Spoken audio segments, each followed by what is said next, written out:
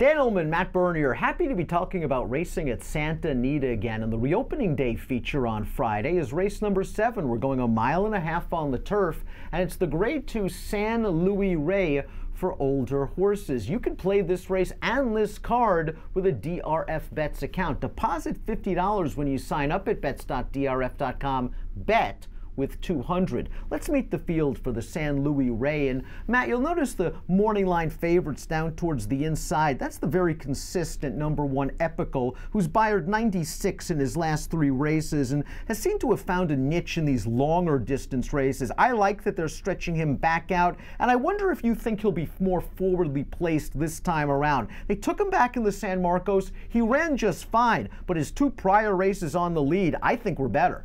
Yeah, I agree 100%. I think it's not that he's incapable coming from off of it. I just think he takes his game to the next level when he is forwardly placed. And I think just drawing down on the inside, you can't help but assume that Tyler Bays uses this horse a little bit early on. Sure, there's a couple other horses that have a little bit of positional speed, but I don't think this is going to be a blistering pace. If I was Tyler, I would just send and say, you know what, I think I'm on the best horse in here. Come and catch me.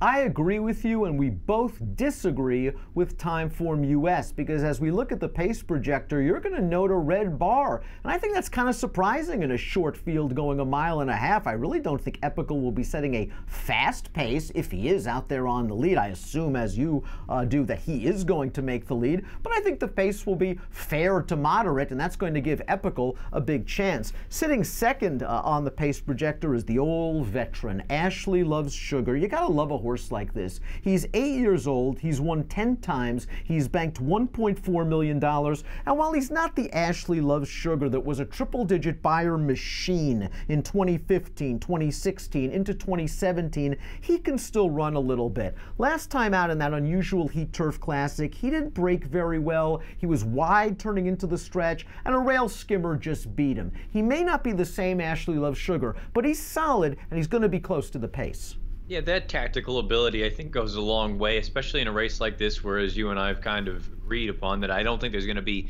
a ton of speed signed on. He can at least be forwardly placed. I have to be honest, I think getting back out to a distance like this should be to his benefit. I think he's always been a little bit better at these longer distances, and I know recently, I say recently, over the past 6-7 months, they've been running him in sort of those more middle distance races. I think out to the 1.5 miles, this isn't going to be an issue for him. I'd be lying if I said I was thrilled at the idea of him at, you know, somewhere in that 5-2, 3-1 range, given the fact that I think he's lost quite a bit from his best. Like you say, he's no longer a triple-digit buyer type. He might be a mid-90 type, and if that's the case, I think it's close. Again, I mean, it's like anything else. Value, let the odds be your guide. If he goes off of 3, 4, 5-1, I suppose that's fair. I fear that he's lost a little bit of something. Amazing to think that he won this race in his stakes debut way back in 2015. What I don't like about Ashley Loves Sugar is I have noticed in watching his last 3 races, he's been wearing a rundown patch on his left rear hock, and sometimes horses wear that when they sort of hit each other, when they hit themselves. And I'm a little bit concerned about that. He's lost all 3 of those races.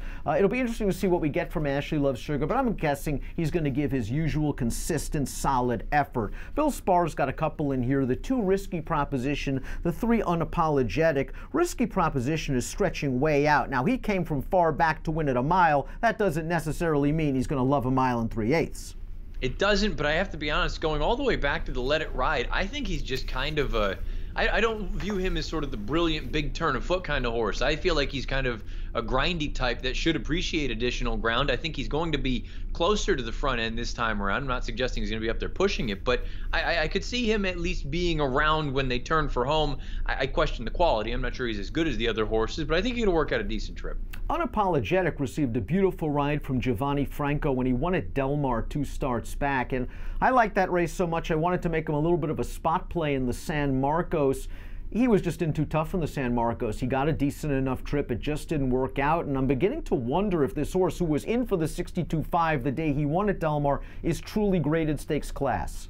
It's possible that he's just a notch or 2 below, but to be honest, he's another one that I feel like he is a considerably better horse the longer they go, as opposed to those shorter distances. Now, the 1.25 miles, I expected a better run than we got from him that day, and like you say, perhaps that was sort of him being exposed.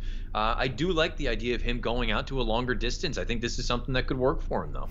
Key to this race is a horse that we've liked in the past, and that's the 5 Marquis Water. This distance will be no obstacle for Marquis Water. He's won at 11 furlongs. I thought he ran a good race in the Hollywood Turf Cup to conclude his 4-year-old campaign. It was a race where there was a loose leader. He went after that horse really early, about 5 furlongs out. He was all in a half mile out, and he only got beat a length and 3/4 in a race where the pace just melted down late. Last time out, they dropped him back in distance. A, that may not be his best distance.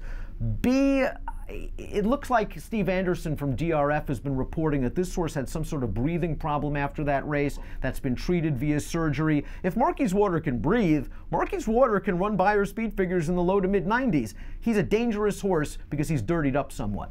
And he can also be a little bit closer to the pace, I think, than most people just assume. I think many people will look at him and say, you know, he's mid-pack, maybe even farther. Just go to that run 2 starts back, and I understand they were going very, very slow early on, but he can be more close to the front end. And again, in a race like this where I don't think it's going to be a blistering pace, I think he's a major X factor in here. Let's take a look at our top selections for the Grade 2 San Luis Rey. You're going with one of your favorites, and that's the number 4 Beachview. Comes out of that San Marcos, and it looked like he was going to go get a hot dog turning into the stretch. He might have been 7-8 path into the lane, and he was still grinding it out because that's Beachview. A, Beachview just wants to run all day long, and B, he is a trier. All he needs is a little bit of pace up front, so we're hoping, or at least you are, that Timeform US is spot on about the pace situation. Yeah, I think there's some pieces that go into this horse that, like you say, from a running style standpoint, all right, he's probably going to be up against it a little bit if the pace doesn't heat up. But I can't imagine that Epical's just going to be a runoff. I don't think this is going to be some sort of a blistering pace. I'm okay with Beachview being a little bit closer. The 1.5 miles, I think, is going to be to his liking. I mean, obviously, you go through and you look at his page, his biggest races have come at 1.5 miles.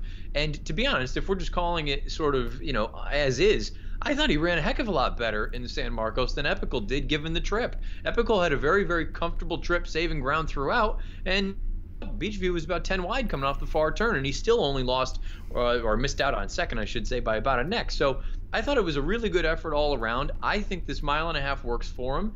I just feel like there's enough here for me to look at it and say, you know what, from a price standpoint, Epical is going to be shorter than Beachview. I don't think they're separated by that much, even with the tactical advantage Epical has. I'll go with Beachview. Certainly dirtied up in his last 2 races. The San Marcos, we talked about the wide trip. You had mentioned in the past in the Hollywood Turf Cup that he was pretty much just crying out for somewhere to run, and it never really happened for him. And sandwiched in between those races was a really rock-solid effort on dirt. He's a pretty good dirt horse in his own right. The one thing that kind of kept me away from Beachview was that he got beat by Unapologetic in that race way back at Santa Anita. And maybe I'm just being way too harsh against Beachview and he had an off day that day. But you're going with Beachview. Give me numbers.